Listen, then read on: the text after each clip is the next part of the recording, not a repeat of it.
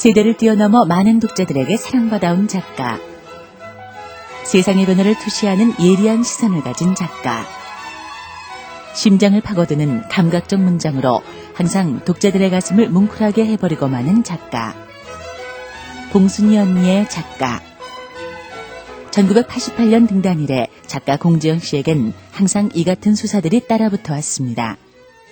하지만 최근 창비에서 별들의 들판을 펴낸 직후에 공지영 씨를 만난 모든 언론은 이 같은 정형적 수사들에 앞서 약속이나 한 듯 오랜만에 작품을 들고 나온 반가움부터 쏟아냅니다. 마침표 찍고 정말 기뻐갖고 내 자신에게 정말 장하다고 칭찬해줬어요. 오랜 침묵을 깨고 이번에 발표한 별들의 들판은 공지영 씨가 서울과 베를린을 오가며 완성한 6편의 연작 소설입니다. 베를린에 머물며 관찰했던 다양한 사연의 제독 한인들이 작중 주인공들입니다. 책 표지를 열자마자 만나게 되는 빈들의 속삭임은 실어증에 걸린 전 남편 슬아의 아이를 만나려고 베를린에서 뉴질랜드까지 먼 여행을 떠난 여인 최유정의 이야기입니다. 4개의 강 같은 평화편에 임수경의 방북 사건에 연루돼 귀국하지 못한 채 독일에서 성당 자벽부로 일하고 있는 전직 기자의 쓸쓸한 사연이 가슴 뭉클하게 담겨 있습니다. 그리고 세 번째 연작 귓가에 남은 음성은 1980년 광주 민주화운동의 진상을 알리기 위해 한국에 왔다가 중상을 입은 독일인 실존 인물 위르겐 힌슈페터 얘기를 소설적 감동으로 전해줍니다. 그 어느 때보다도 그 사회의 그 모순에 대해서 인식을 하고 뭔가 그 변화를 이루기 위해서 노력했던 그런 그 젊은 날의 그 경험을 소설에서 계속 반영을 하고 아직까지도 뭔가 그때 꾸었던 꿈을 여전히 이제 간직하고 계속 뭔가를 이제 모색해가는 그런 작가 중에 한 사람이 바로 공지영 씨라고 할 수 있습니다. 베를린에서 1년가량 머물다 귀국한 뒤에도 공지영 씨는 3차례나 더 베를린 비행기에 몸을 싣습니다. 사랑과 이상을 잃고 삶의 방향을 찾아 헤매는 사람들의 현실이 역동적으로 뒤얽히고 있는 공간으로서의 베를린을 보다 완성된 작품으로 표현해내고 싶었기 때문입니다. 그 결과 냉전과 탈냉전의 공간 중심으로 비춰졌던 지금까지의 문학작품들과는 확실히 구분되는 공지영만의 작품이 탄생됐다는 것이 평단의 일성입니다.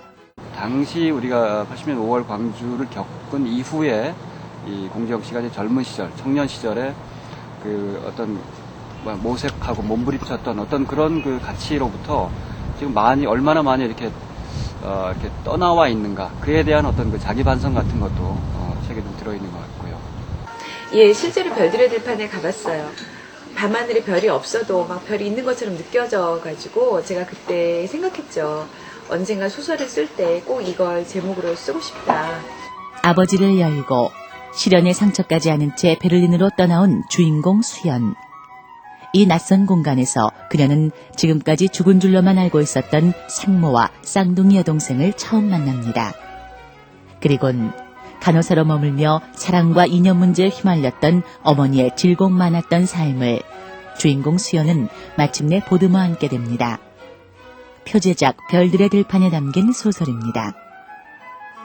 이제 이 작품에 머물렀을 즈음 독자들은 우리 문학계에 있어 작가 공지영의 존재가 얼만큼 중요한지, 그리고 그녀가 없었던 지난 5년의 시간이 왜 허전했는지를 다시 한번 깨닫게 됩니다. 이파리를 배반한 꽃들, 연기를 떠나보내야 하는 굴뚝과 온몸으로 비를 맞는 지붕들. 우리 시대 여성의 현실을 섬세하게 통찰하는 한편 역사적 상처까지 어루어 만지는 작가의 작품 세계가 한층 더 성숙해진 모습으로 우리 앞에 성큼 다가왔기 때문입니다.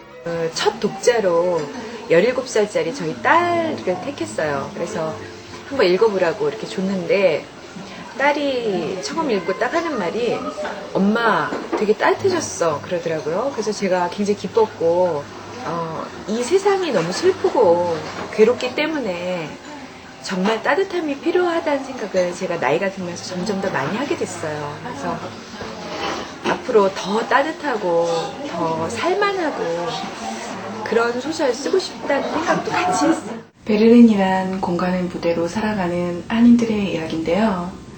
등장하는 인물들 저마다 상처가 많은 사람들이에요. 물론 이들의 삶은 한국 현대사의 제국 과정과 무관하진 않고요. 책 읽는 내내 가슴이 뭉클했습니다. 인간에 대한 예의. 더 이상 아름다운 방황은 없다. 무수의 불처럼 혼자서 가라. 고등어. 봉순이 언니의 은 5년 만의 재회. 별들의 들판을 통해 작가 공지영 씨와 다시 만날 수 있었던 이번 가을은 그렇기에 분명 다른 어느 가을보다도 훨씬 더 풍성한 문학적 결실의 계절이 될 수 있었다는 것이 서점을 찾는 북매니아들의 공통된 반응입니다. 아마 혹시라도 제 소설이 울림을 가진다면 나도 알 수 없는 나의 어떤 은밀한 운명을 아마 이 시대의 운명과 닮아있기 때문이 아닐까.